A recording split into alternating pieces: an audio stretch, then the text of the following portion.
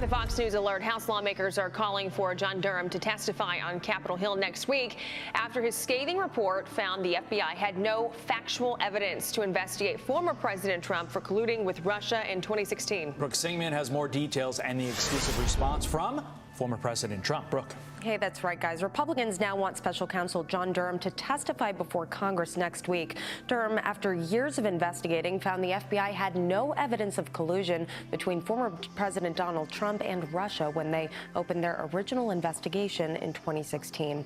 Now, Durham's report reads in part, quote, the DOJ and FBI failed to uphold their important mission of strict fidelity to the law.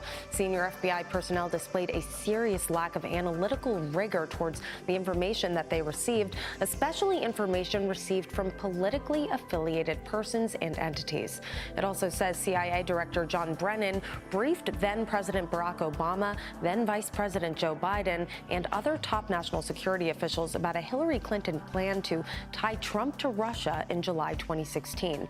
The report reads, quote, Russian intelligence analysis alleges that Hillary Clinton had approved a campaign to stir up a scandal against Donald Trump by tying him to Putin and the Russians' hacking of the DNC.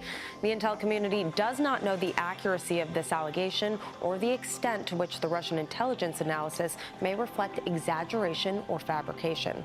I spoke exclusively to former President Trump after Durham's report was released, and he says former FBI Director James Comey needs to be held accountable.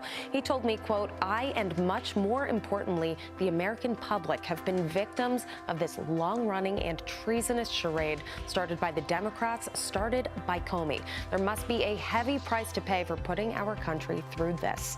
House Judiciary Committee Chairman Jim Jordan says the baseless allegations kicked off years of attacks on Trump. Listen.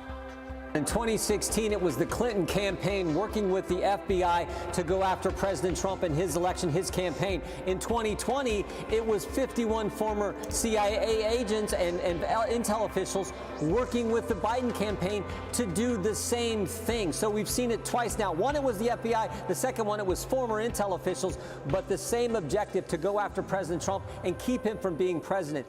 The FBI releasing a statement in response to the report saying, quote, the conduct that Special Counsel Durham examined was the reason that current FBI leadership already implemented dozens of corrective actions, which have now been in place for some time. Had those reforms been in place in 2016, the missteps identified in the report could have been prevented. Now, Durham's report did not call for any wholesale changes to the FBI's guidelines and policies. Ashley, Todd. Brooke Singman, thank you. Let's bring in Outkick host Tommy Lahren. Tommy, what's your big takeaway from this bombshell? Well, I'll tell you this, I wish I was more surprised, but sadly I'm not. You know, I'm just an average person, Todd, but I feel like this is treason. I feel cheated. I feel like the American people have been lied to for years and years and years now, and that's because, ding, ding, ding, we have. And, you know, it really should terrify the American public, whether you're a Trump supporter or not.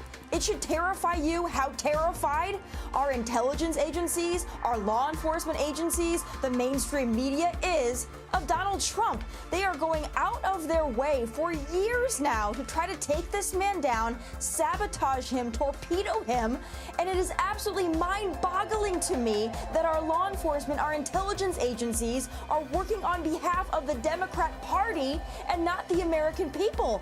This is an absolute and utter outrage, and as Congressman Jim Jordan correctly laid out, in 2016, you had Russia.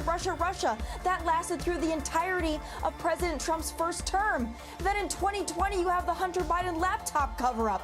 What is it going to be for 2024? I quite frankly shudder at the thought. Can the American people finally just get the truth and be allowed to make a decision on an election based on the actual facts on the ground, the policies, and the candidates they have before them without the meddling of these agencies? I would sure hope so, but I don't know what trust we can have in these agencies at this point. The institutional rot is absolutely an abomination. Yeah, no kidding. When you talk about the Bureau and these federal agencies, but, you know, what about the media? Because reporters on CNN and MSNBC, they seem to be very underwhelmed by Durham's new findings. Listen to this.